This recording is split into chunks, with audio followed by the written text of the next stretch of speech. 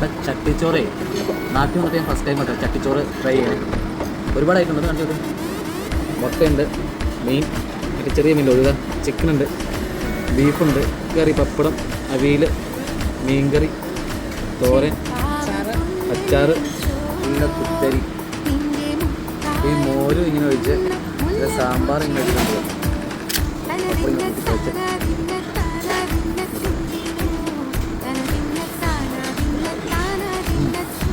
അത് ഉണങ്ങിയ ബീഫാണ്.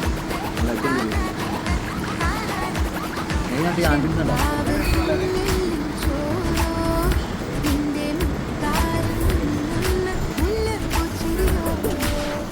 എല്ലാ കൂട്ടെടുത്ത് കഴിച്ചേക്ക്.